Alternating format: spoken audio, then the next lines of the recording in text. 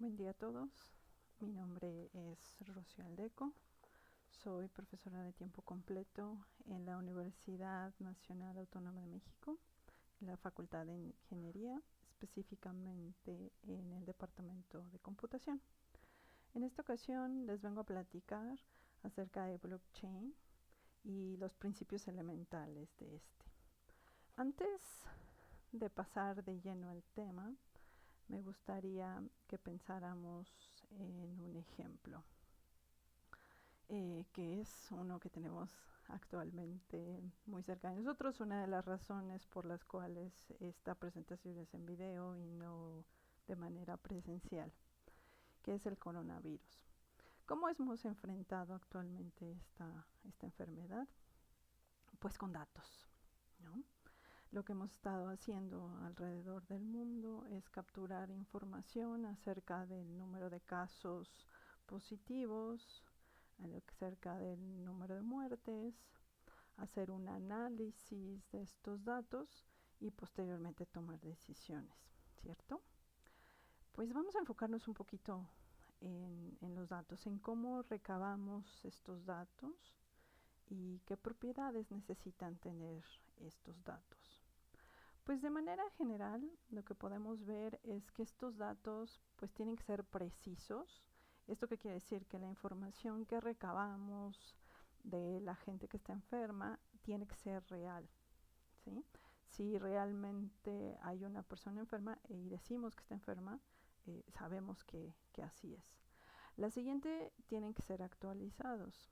Esto sabemos cambia muchísimo de un momento a otro y lo ideal sería poder tener esta información al día, ¿no?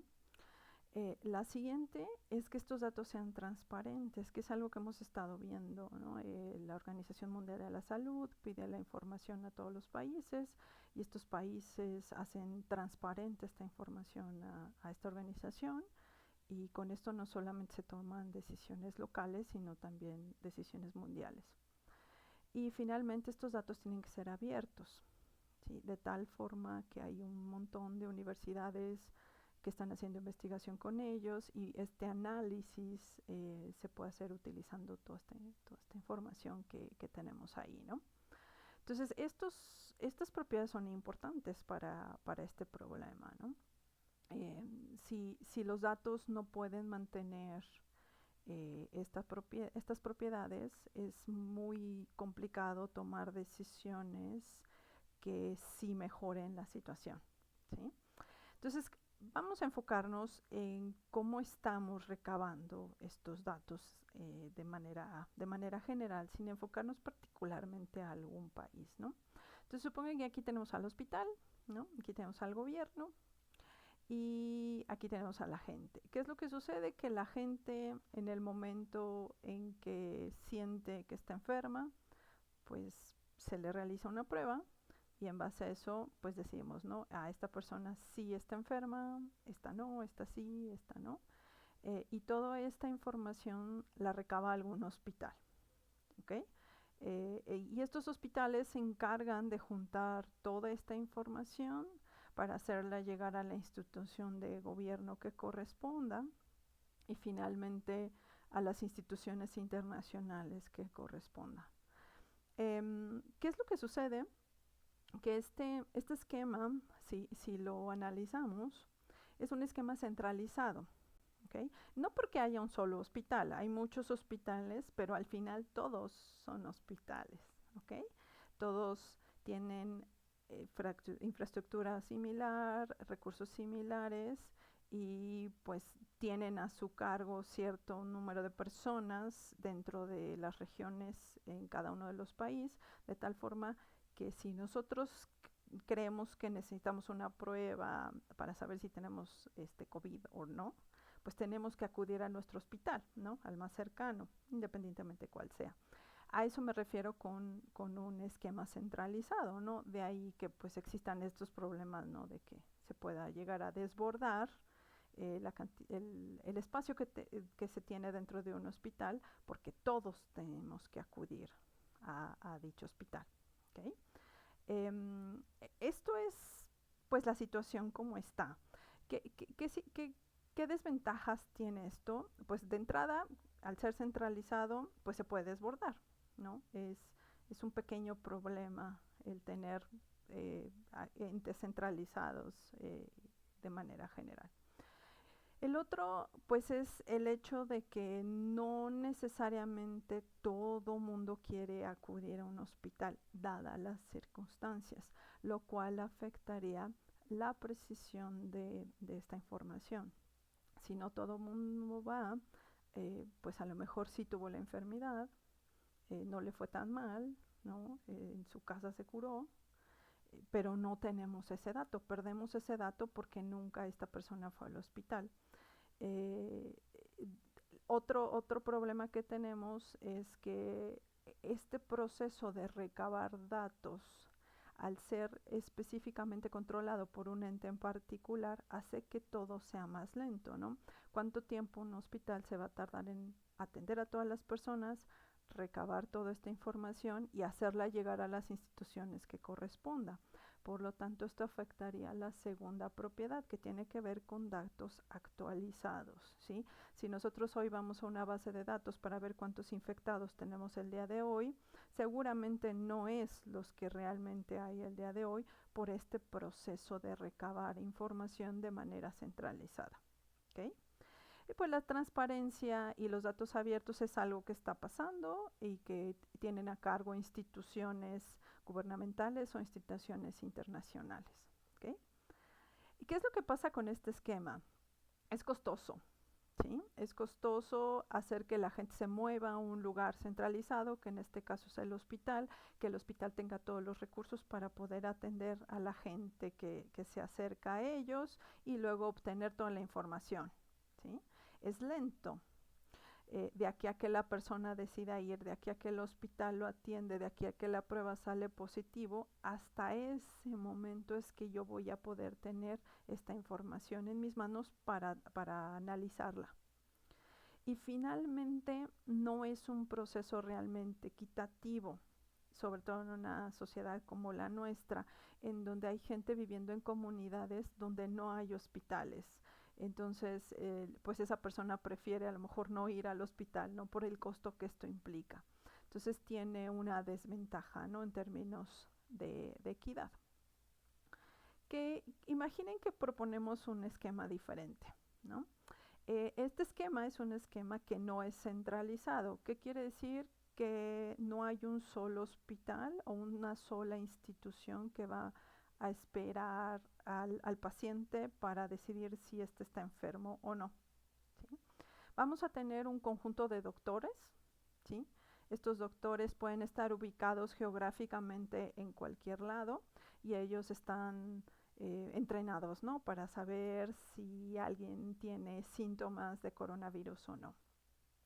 ¿Qué es lo que va a pasar? La gente va a estar en sus casas y lo que va a hacer es decir, creo que tengo que coronavirus, llenan un cuestionario como hemos visto que sucede en muchas partes y se lo mandan a los doctores.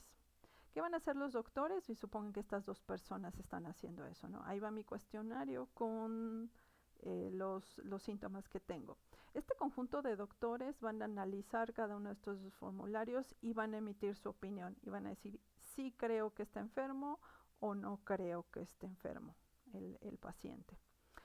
El paciente no tiene que revelar más información más que un formulario con sus síntomas. Si la mayoría de los doctores están de acuerdo en que este paciente sí tiene los síntomas, digamos 3 de 4 dicen sí, entonces el paciente es marcado como alguien que tiene esta enfermedad. Si la mayoría coinciden en que no, entonces el paciente es marcado como que no tiene esta enfermedad. Esta información es recabada constantemente por todos los doctores y cuando llegan a un acuerdo de que alguien está infectado o no, entonces se genera en diferentes espacios, ¿sí? ¿Qué quiere decir con esto? Voy a replicar esta información. O sea, el hecho de que esta mujer está no infectada, pero este hombre sí está infectado, esta infección va a estar en estas 3 tablitas, ¿okay? de tal forma que en el momento en que yo quiera integrar toda la información de todas las personas que están infectadas, lo que tengo que hacer es consultar estas tablitas y voy a obtener una base de datos completa con todos los infectados. ¿Okay? ¿Qué es lo que pasa aquí? Que estoy generando un esquema descentralizado. ¿Okay? No necesito un ente en particular con todos los recursos para poder hacer los análisis correspondientes, porque si se fijan aquí estoy hablando simplemente de descubrir si alguien está enfermo o no. No que requiera hospitalización, que es otro tema, ¿no? Estamos hablando aquí de cuántos infectados podemos llegar a tener. Entonces, esto en lugar de mandarlo a un lugar y que físicamente yo tenga que acudir, lo que hago es hacer uso del proceso de diagnóstico que un doctor tiene y que este doctor lo puede hacer en cualquier parte del mundo. ¿Okay? Lo que hago es bajarle costos. ¿Sí? La persona, el paciente no tiene que ir al hospital, el doctor no necesariamente tiene que estar en el hospital y simplemente a través de una plataforma digital podemos hacer esto. El proceso es mucho más rápido porque en lugar de esperar a que todos los hospitales junten esta información y se envíe a la institución que corresponda, esto se hace de manera automática, no se generan estas bases de datos divididas, que ahorita más adelante voy a explicar cómo funciona esto, y luego en el momento en que yo quiera integrar la información lo puedo hacer a través de una consulta, ¿no? De una búsqueda, lo cual es muy rápido. Y se vuelve un poco más equitativo. ¿Por qué? Porque la persona que no tiene acceso a un hospital, que no puede ir al hospital, no necesita hacerlo, lo que hace que lleguemos a muchos más lados. ¿Okay? Entonces, si se fijan, este esquema es un esquema totalmente descentralizado. ¿Okay? Y nos da ciertos beneficios. Ahora, ¿cómo podemos lograr esto? ¿Okay? ¿Cómo logramos que haya esquemas descentralizados en donde la información que se obtiene de cierto proceso realmente sigue un conjunto de características que nos interesa? Por ejemplo, aquí saber si alguien tiene la enfermedad o no, pero podría ser cualquier otra. Y luego posteriormente poder replicar esta información y en el momento en que yo la necesite poder consultarla. Bueno, pues esto es un ejemplo de un sistema que puede ser implementado con blockchain. ¿Okay? ¿Qué es blockchain? ¿No? ¿Y por qué podría implementar este tipo de sistema? Pues blockchain, como su nombre lo dice, es una cadena de bloques, como probablemente han escuchado en muchos lados. Es una cadena de registros, pero estos registros están distribuidos. ¿Qué quiere decir? Que están replicados y dispersos en muchos puntos del mundo, en muchas computadoras. Pero tiene una característica particular, que están unidos unos con otros como una cadenita de forma íntegra. ¿Sí? ¿Qué quiere decir? Que voy a calcular ciertas funciones criptográficas en este caso, para que estos bloques se vayan uniendo y pueda respetar la integridad de ellos. Y además incluyen la firma digital del ente que los creó. Eso es blockchain. ¿Sí? Una vez que estos registros son generados y son guardados, no pueden ser alterados. El contenido de estos no se puede cambiar, ni el orden en que estos fueron generados. Entonces, esto genera dos propiedades interesantes en los sistemas de blockchain. Esto hace primero que cualquier registro de blockchain sea inmutable, que quiere decir que no lo puedo cambiar. Una vez que yo dije, oye, estoy enferma, no hay forma de que yo vaya al pasado y cambie lo que yo dije en el pasado. Tendría que decir, ups, me equivoqué y genero un nuevo registro en donde digo, fue un error y no estaba yo infectada. Pero lo que yo ya dije y registré en el pasado se va a quedar. Entonces a eso se le denomina inmutable, que no puede cambiar, que la información que está ahí no puede cambiar. Y además es un sistema de registros de solo agregación. ¿Qué quiere decir esto? Que cuando yo genero un bloque, el siguiente bloque que yo genero se va a concatenar, se va a poner al final de la cadena. No puedo generar bloques al inicio de la cadena o en medio de la cadena, porque el proceso que se ve de un bloque después de otro tiene una marca de tiempo, ¿no? Entonces, si yo veo el último bloque, sé que ese fue el último que se generó. Y si veo el primer bloque, sé que tiempo atrás fue generado. ¿Okay? Estas son las características generales de blockchain y en donde me voy a concentrar mucho en esta presentación utilizando el ejemplo que mostré anteriormente. Blockchain de manera general tiene tres características importantes. Une tres tecnologías ya existentes, muchas de ellas que existen desde hace mucho tiempo, y las une para tener estas propiedades que comento en una sola tecnología. ¿Qué quiero decir con esto? Que blockchain no es algo nuevo, no es algo que de repente completamente se generó de la nada. No.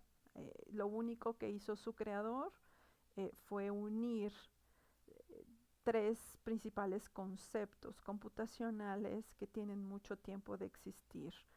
El primero de ellos son los protocolos de consenso.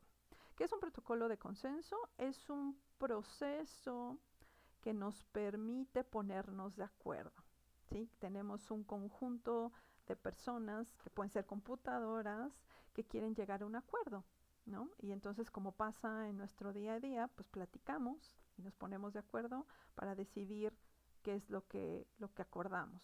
En este caso, en el ejemplo que les pongo, que es a lo que me quiero poner de acuerdo, pues aquí si se fijan, los doctores tienen que ponerse de acuerdo en si un paciente está enfermo o no, ¿no?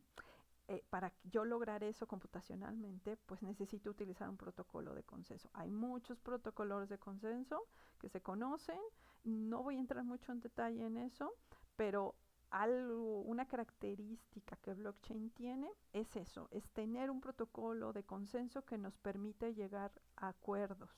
¿Okay? La otra son las bases de datos distribuidas, que es esto que les mostraba en la imagen, en donde tengo distribuidos en diferentes puntos, en diferentes computadoras, la información que yo ya acordé que es correcta. No la tengo en un solo punto. ¿Por qué quiero eso? Pues para tener un sistema más robusto, de tal forma que si una base de datos se cae y no puedo acceder a ella o algo le sucedió, tengo una réplica en otro lado y permite que el sistema pueda correr y pueda ejecutarse de manera normal. Cuando yo tengo estas dos características, un protocolo de consenso y una base de datos distribuida, estas dos juntas generan esto que se denomina tecnologías de registro distribuida, ¿no? Que como les dije existen muchas, en donde tengo datos y esos datos se verifican, se hacen verdaderos a través de un protocolo de consenso. ¿Okay? Estos dos elementos hacen esto, ¿no? Las tecnologías de registro distribuido. Blockchain lo que añade es decir, bueno, ¿qué pasa con la integridad de estos datos? Yo tengo muchas bases de datos distribuidas en muchos lados, no sé quién tiene control de estas bases de datos y qué tal si alguien las manipula y las cambia. ¿Okay? Entonces esto plantea un problema de integridad, de cómo yo garantizo que la información es íntegra durante todo el proceso y estos dos temas que añado que tienen que ver con inmutabilidad y el solo poder agregar nuevos datos al final. Eso es lo que hace blockchain a diferencia de las tecnologías de registro distribuido. Entonces añade este nuevo elemento que les pongo aquí, los algoritmos hash y la criptografía asimétrica que me ayudan a tener integridad y no repudio. ¿Okay? Entonces los algoritmos hash, ¿qué son? Son simplemente algoritmos que lo que hacen es tomar un dato del tamaño que nosotros deseemos y generar una huella digital de ese dato, un elemento único que va a representar a este dato. De tal forma que si yo modifico el dato original, pues esa huella digital va a cambiar totalmente y puedo darme cuenta si alguien alteró la información. Entonces se utiliza esta función ¿no? Para poder hacer hash de cada uno de los registros que ya fueron acordados por el protocolo de consenso, y antes de incluirlo en esta base de datos, calculo el hash. ¿Okay? Lo calculo y lo encadeno al siguiente hash, de tal forma que, como comentaba anteriormente, no puedo alterar ni el contenido del dato ni el orden del dato. Y otro elemento es la criptografía asimétrica, que la criptografía asimétrica se usa para generar firmas digitales, ¿sí? De tal forma que yo sé de dónde viene ese dato. Es importante aclarar, no voy a entrar en esta presentación en mucho detalle acerca de la criptografía asimétrica, pero de manera general la criptografía asimétrica lo que tiene son dos elementos. Yo tengo una llave pública y una llave privada. Yo puedo firmar un dato con mi llave privada. Como es privada, solo es mía. Entonces nadie más puede generar esa firma. Similar a la firma autógrafa, ¿no? Cuando nosotros firmamos un documento físicamente, pues ¿cómo sabemos que es nuestro? Porque esa firma es única, nadie más la puede reproducir. Algo similar pasa con este proceso cuando utilizo una llave privada.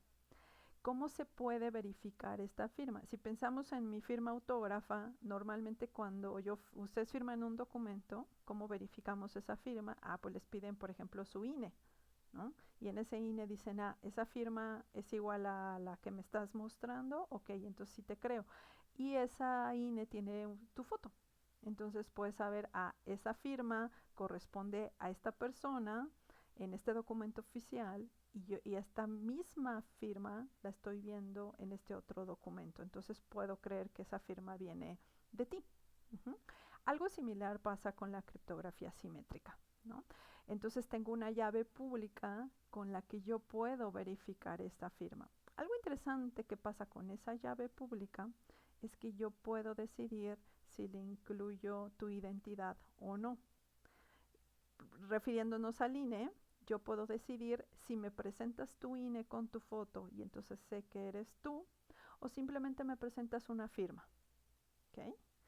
Estas dos cosas que explico se pueden hacer en blockchain, dependiendo del tipo de blockchain que tengamos. De entrada, la forma en que la mayoría de los sistemas de blockchain trabajan es que tengo una llave pública que no está ligada a ninguna entidad, y tú sabes que el dueño de esa llave privada relacionada a esa llave pública firmó un registro, ¿okay? Y sabes de dónde viene, pero no sabes de quién, ¿okay?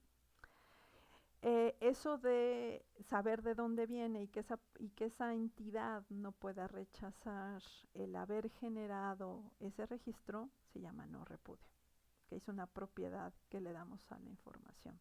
Entonces, cerrando esta parte, entonces blockchain, además de ser de una cadena de registros, va a tener estas tres características, estas tres tecnologías: bases de datos distribuidas, protocolos de consenso, algoritmos hash y criptografía asimétrica.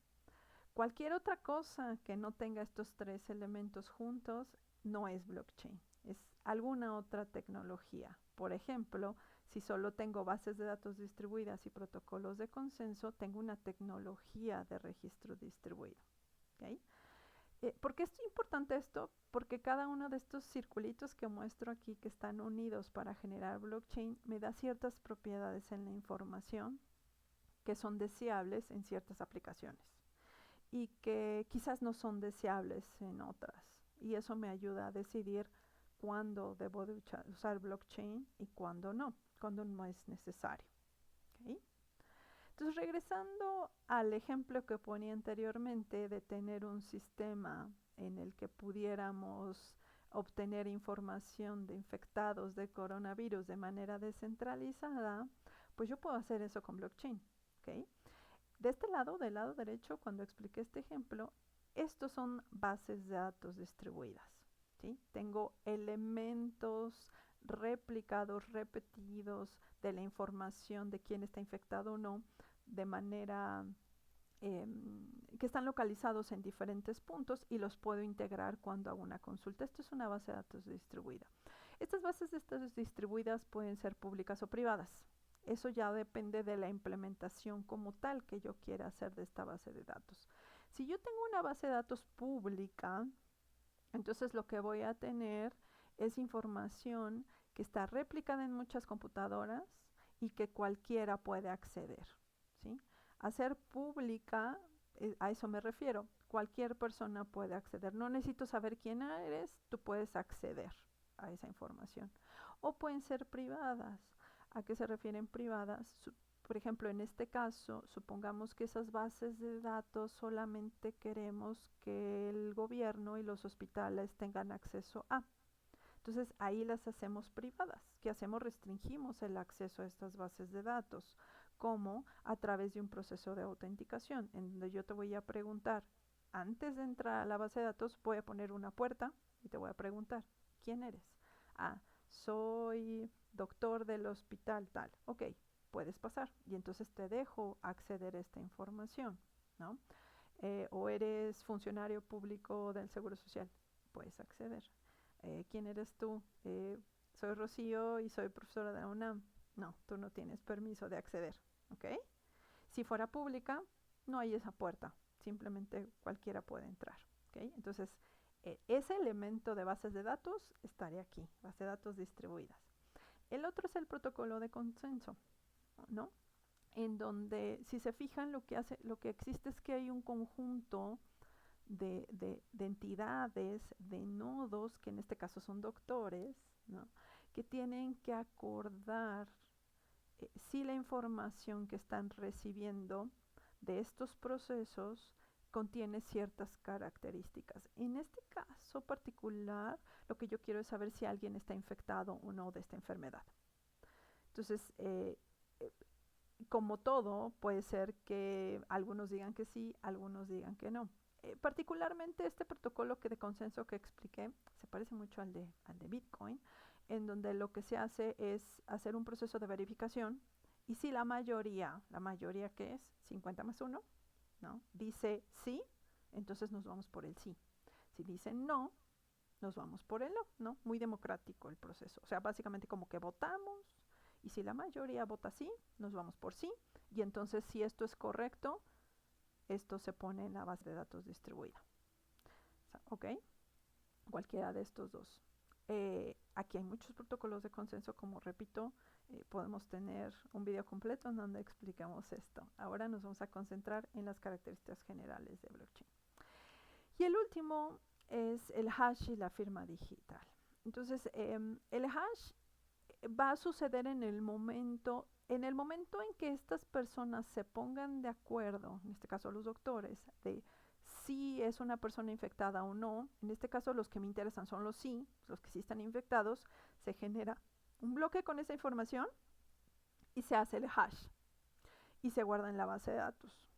Viene otra persona infectada, se hace el hash de ese bloque, se pega con el hash del anterior y genera un nuevo hash y así sucesivamente, ¿okay? De tal forma que no puedo cambiar lo que hay dentro de ese bloque ni el orden de los bloques consecutivos. La firma digital, como lo expliqué anteriormente, puede ser con o sin identificación y esto tiene mucho que ver si la base de datos distribuida es pública o privada. Si es pública, lo voy a hacer sin identificación. ¿Qué quiere decir? Cualquiera puede interactuar y generar transacciones dentro de estas tablas, pero no sé quiénes son. Solo sé que tienen una llave pública y privada y que generan una firma y que la puedo verificar.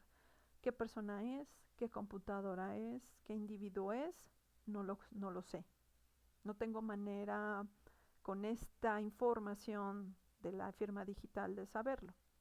Si la base de datos distribuida es privada, como va a haber un proceso en el que yo te pregunte quién eres, tengo esa posibilidad de identificarte.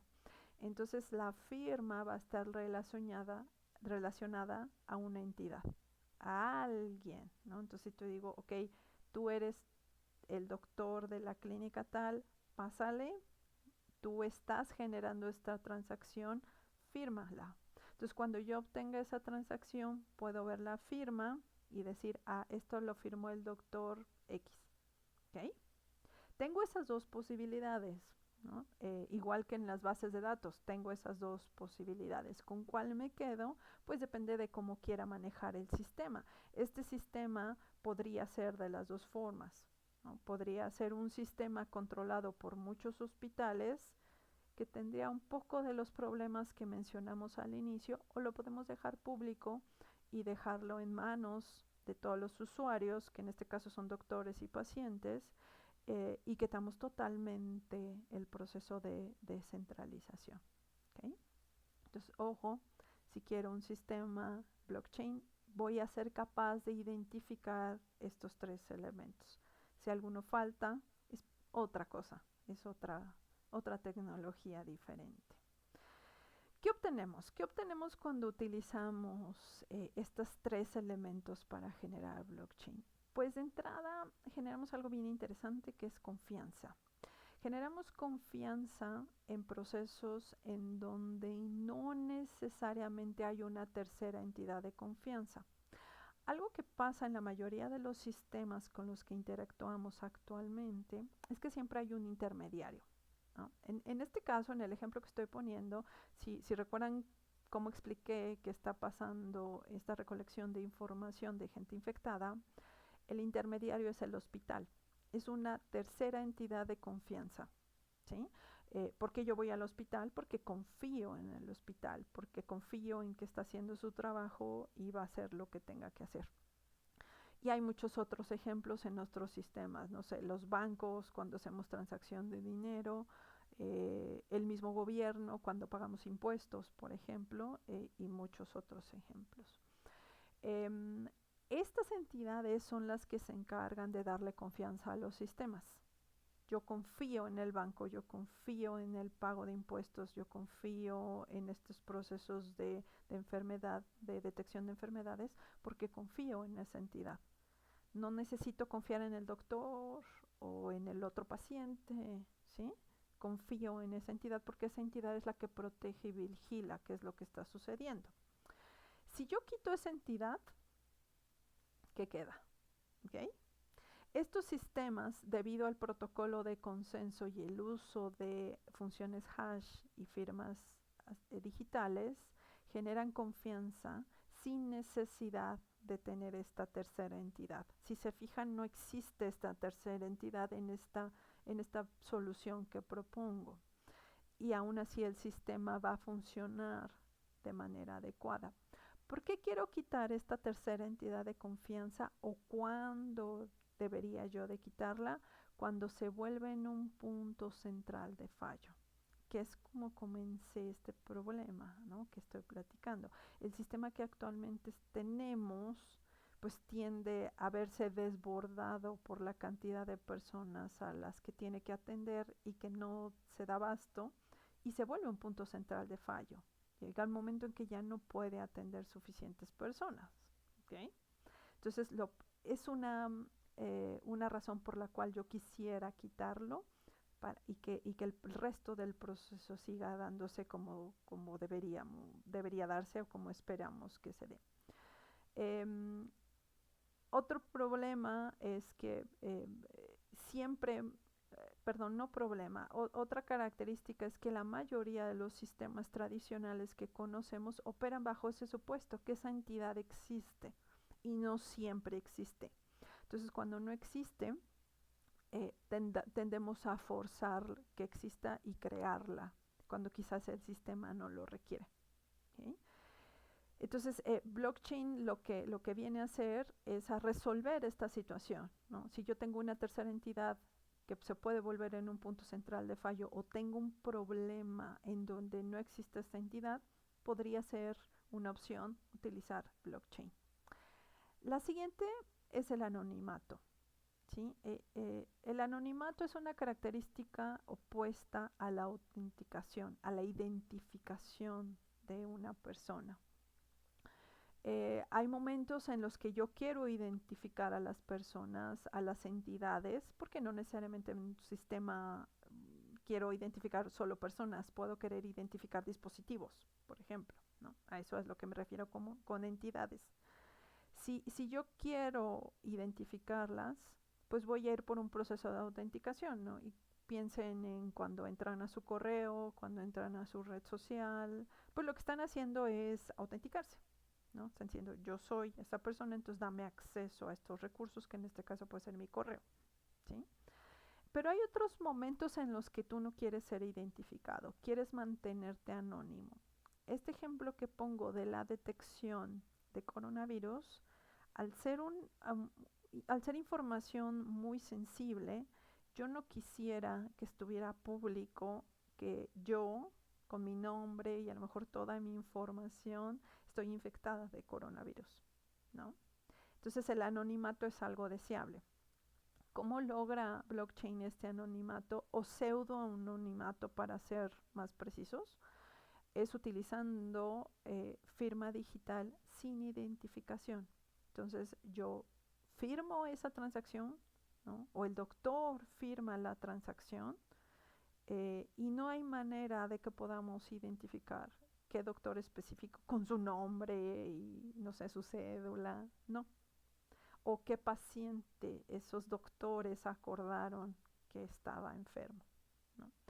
Para esta aplicación en particular es deseable por el tipo de información tan sensible que estamos manejando. Si nosotros no quisiéramos anonimato y realmente quisiéramos identificar de alguna manera las personas o entidades que están involucradas en el proceso, entonces como lo comenté anteriormente, tendríamos que utilizar una base de datos privada que va a forzarnos a tener un proceso de autenticación previa y esa información la podemos integrar en cada uno de los registros para saber quién hizo qué registro y en qué momento. Pero eso es opcional. Y por último, la integridad. La integridad se genera simplemente con este proceso de utilizar funciones hash de manera encadenada, como lo explicaba anteriormente, de tal forma que no puedo alterar sin darme cuenta cualquiera de los bloques en su contenido y en su orden. ¿Por qué quiero este tipo de integridad? Porque cuando tengo un sistema tradicional en el que tengo una tercera entidad de confianza, que es quien controla el proceso y la información que voy a tener en mi base de datos, esta tercera entidad podría ser corrompida. Y al ser corrompida, entonces no puedo garantizar la integridad del sistema. ¿A qué me refiero con esto? El dueño de la base de datos puede modificar la información como él desee. ¿Cómo evito eso? En blockchain se hace a través de dos de los elementos que comenté, el protocolo de consenso y el hash. Yo acuerdo entre todos las que tenemos que acordar qué es lo que va a ir en el registro y ese registro se le aplica el hash de manera inmediata y se encadena con el registro previo, con el hash del registro previo, de manera que lo hace inmutable, ¿sí? Y esta otra característica de solo poder concatenar al final nuevos elementos a mi base de datos. Todos esos elementos hacen que la integridad de la información se garantice y si alguien decide modificar alguno de estos elementos, voy a poder verificarlo, me voy a poder dar cuenta de que así fue. Algo que en otras tecnologías, en otro tipo de sistemas, no es posible de esta manera. Entonces, ¿qué propiedades de manera general tiene blockchain? Pues podría resumirlo en esto. Genera confianza por estos tres elementos que he platicado, sin que haya una tercera entidad que genere esta confianza. No la necesitamos y se genera confianza de manera automática con estos tres elementos. Si yo utilizo una base de datos pública, tengo la opción de poder verificar públicamente qué es lo que está sucediendo con la información. Yo puedo entrar, obtener ciertos registros de los bloques y verificar cada uno de los hashes, firmas digitales, y puedo ver que efectivamente la información mantiene su integridad. Tengo transparencia. ¿Por qué? Porque estoy dejando toda la información de todos estos registros, de todos estos bloques, abierta al público. Esta transparencia, ¿a quién le va a llegar? Pues depende del tipo de base de datos que ocupes, que es los tipos de blockchain que existen, pública o privada. Si la dejo pública, tengo total transparencia. Entonces, en el ejemplo que pongo, si yo dejo público la cantidad de personas que he detectado que tienen la enfermedad, yo como ciudadano puedo entrar, hacer una consulta y revisar, decir, este es el número que mi región tiene de personas enfermas. Totalmente transparente. Hay integridad, ya lo expliqué anteriormente, por esta idea de hashes encadenados. Tengo redundancia, que es lo que explicaba anteriormente. ¿Por qué? Porque tengo bases de datos distribuidas. ¿Qué quiere decir esto? Que tengo datos, las bases de datos están replicadas en diferentes computadoras, en diferentes nodos, de tal forma que si una se cae, se borra, se pierde, tengo una copia en otro lado, y eso hace que el sistema se mantenga estable, al menos en el acceso a esta información. Y por último, si así lo decido, puedo tener anonimato. Como lo comenté anteriormente, esto también depende mucho del tipo de blockchain que ocupe. Si utilizo un blockchain público, voy a tener anonimato. Las personas interactuando con este sistema van a ser anónimas. Si tengo un blockchain privado, tengo la opción de decidir si quiero anonimato o no. ¿Sí? Si quiero algún tipo de pseudonimimato o definitivamente quiero identificación, porque será en un número de entidades las que tengan control de quién va a acceder a este sistema. ¿Okay?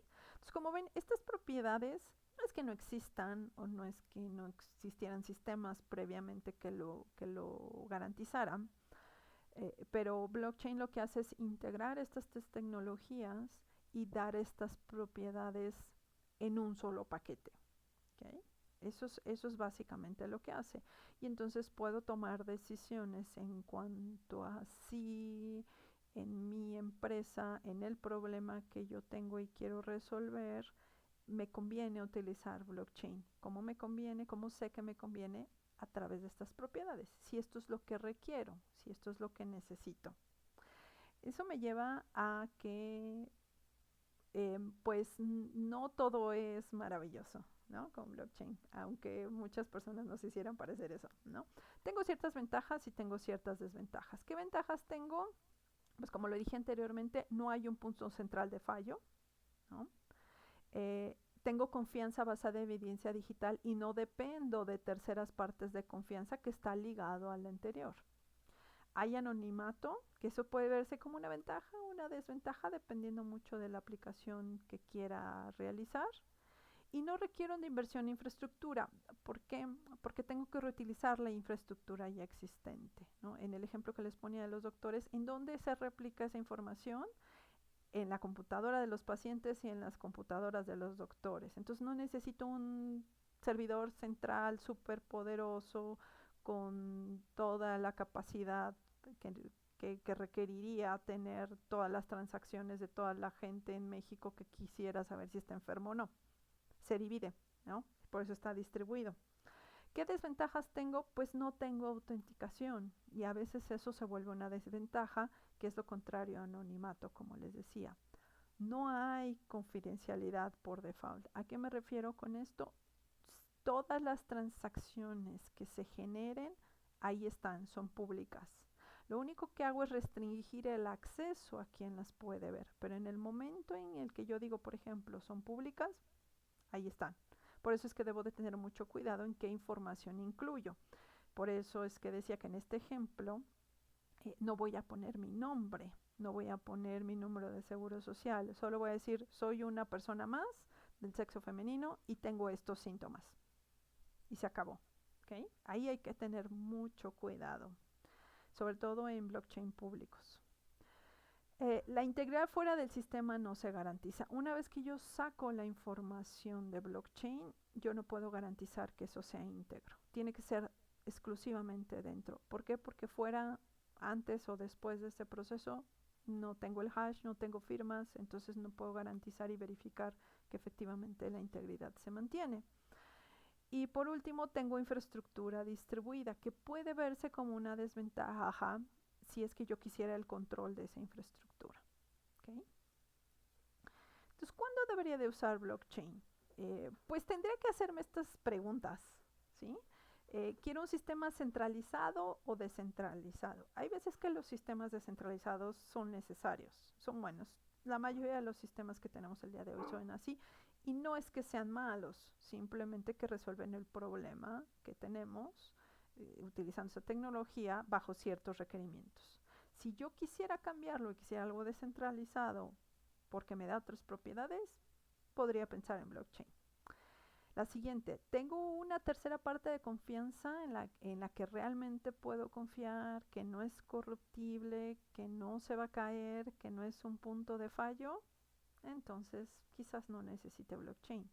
Pero si alguna de estas cosas puede pasar, quizás me convenga más generar confianza basada en evidencia digital y entonces sería interesante utilizar blockchain. Quiero autenticación o quiero anonimato. Y en los sistemas tradicionales centralizados que tenemos, todos de ellos se basan en autenticación. Piensen en cualquier sistema que ocupan el día de hoy. Siempre tienen que autenticarse. ¿Okay? Y otra vez, eso puede verse como una ventaja. Si yo quisiera utilizar blockchain porque quiero estas dos características, pero no quiero anonimato, quiero autenticar, entonces me convendría utilizar un blockchain privado. Si no, quiero anonimato, entonces utilizo un blockchain público. ¿Okay? Y por último, quiero transparencia o quiero confidencialidad. Si quiero transparencia, voy a tener un blockchain público en donde todo el mundo ve qué es lo que está sucediendo, qué transacciones hay, son íntegras, pero la información está ahí, es pública. Si yo quiero que la información sea confidencial y solamente algunos puedan accederla y verla con ciertas credenciales, entonces tendría que pensar dos veces si me conviene utilizar blockchain. Yo preguntaría para qué. O si quizás pudiera adaptar un blockchain privado para poder tener la capacidad de confidencialidad, de tener información confidencial a la que no cualquiera pueda acceder. ¿Sí? ¿Qué ejemplos tengo? Pues esto que platiqué anteriormente son las opciones las características en las que yo tengo que pensar cuando tengo un problema y de repente digo quiero utilizar blockchain. Hay muchos problemas que existen actualmente que son resueltos con blockchain porque cubren estas propiedades de las que hablé anteriormente, estas características. Entonces, el primero y que seguramente todos conocen son las criptomonedas. ¿Y por qué seguramente conocen? Pues porque ahí es donde comenzó esta idea de blockchain con Bitcoin, ¿sí? O cualquiera de estas nuevas aplicaciones fintech. Que si se fijan es lo que hacen. Remueven a la tercera entidad de confianza, que en este caso eran los bancos, y dicen no la necesitamos, pero vamos a generar dinero y vamos a hacer transacciones entre nosotros, uno a uno, persona a persona. La mayoría son públicos, por lo tanto no podemos identificar quién hay detrás de N cantidad de bitcoins. Hay investigaciones en donde es posible hacer, por eso se le llama pseudoanonimato, como por ejemplo en Bitcoin. Hay otras criptomonedas que son más rígidas en eso y es más difícil poder encontrar la identidad de alguien. ¿Okay? La segunda son los contratos inteligentes. Los contratos inteligentes es una extensión a las criptomonedas, o al menos comienzan así, en donde básicamente lo que se hace es lo mismo que hacemos con un contrato en el día a día, en donde cada cierto tiempo nos comprometemos, bueno, no necesariamente cada cierto tiempo, pero nos comprometemos a realizar un pago a cambio de algún servicio, por ejemplo, que es lo que hacemos en un contrato, ¿no? Contrato internet y yo digo que cada cierta fecha de cada mes voy a pagar X cantidad. ¿Okay? Si se fijan, ese es un proceso repetitivo.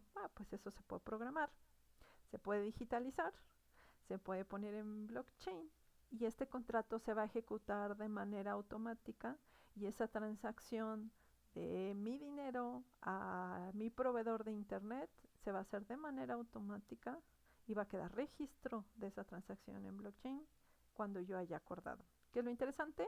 Se mantiene la integridad, hay una firma digital de que yo acordé que iba a hacer ese pago y no hay forma de que lo niegue y no hay forma de que yo deje de pagar, porque ahí está el proceso. ¿Okay?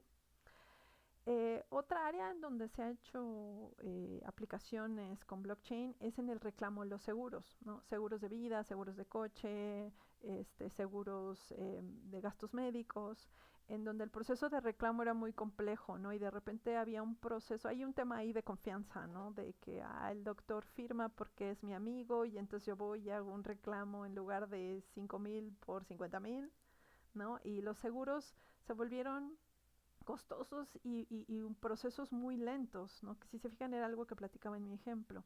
Entonces hay muchas propuestas en donde estos procesos se hagan a través de blockchain. ¿Para qué? Hacerlos más rápidos, hacerlos menos costosos y generar mayor confianza, porque es un tema ahí, ¿no? Entonces hay muchos ejemplos interesantes ahí. Compra y venta de propiedades, ¿no? Coches, casas, sobre todo en donde se implica una cantidad de dinero grande y donde hay un proceso en donde hay muchos intermediarios, ¿no? Piensen cuando compran una casa, la cantidad de intermediarios que hay. ¿Y por qué hay tantos intermediarios? Por falta de confianza. Entonces, este sistema, si lo vuelves en blockchain, se vuelve de mayor confianza sin necesidad de todos esos intermediarios y al quitarlos, pues les bajas el costo. La transparencia en uso de recursos públicos, ¿no?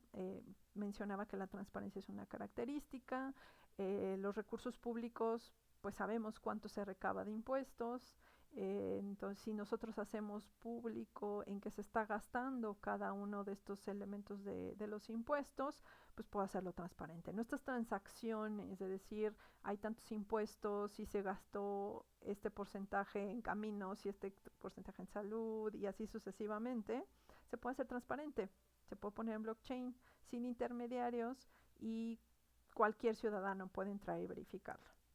¿Sale? Salud, que ese es un ejemplo con el que comencé esta presentación, pero hay muchos otros ejemplos, ¿no? En salud el tema es un poco la privacidad de la información, pero se utilizan blockchains del tipo privado para restringir el acceso a la información y entonces yo tengo mi blockchain de todas mis enfermedades, de todos mis procesos y los puedo compartir con quien yo decida. Y la administración de identidades, ¿no? Por gobiernos principalmente, ¿no? ¿Cómo genero una identidad digital a los ciudadanos y que esa identidad se mantenga, ¿no? Por ejemplo, en países en donde tú naces con un nombre, pero cuando te casas se cambia, o ciertos procesos hacen que cambies de nacionalidad, ¿no?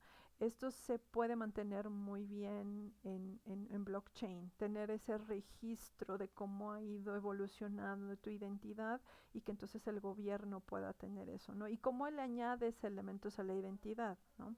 De entrada tienes solo tu registro de nacimiento, pero en algún momento vas a la escuela y tienes ciertos registros y luego te vuelves mayor de edad y ya puedes votar y luego pagas impuestos y todo eso tiene una cadenita, ¿no? Que se puede garantizar poniendo esta información en blockchain, ¿sí? Aquí les presento algunos ejemplos que tienen que ver, y si los analizan, con todas estas propiedades que comenté que existen, y estas propiedades vienen de estos 3 elementos que comenté que tiene blockchain, ¿sí? Espero que esto quede claro, eh, que, que esta presentación haya sido de su agrado y que haya sido muy informativa. Aquí mis datos, mi correo electrónico, mi página web donde van a encontrar esta presentación y muchas otras, y en Twitter por si me quieren seguir, donde también publico varias cosas acerca de este tema. Muchas gracias por la atención, saludos a todos y a seguir cuidándose en casita.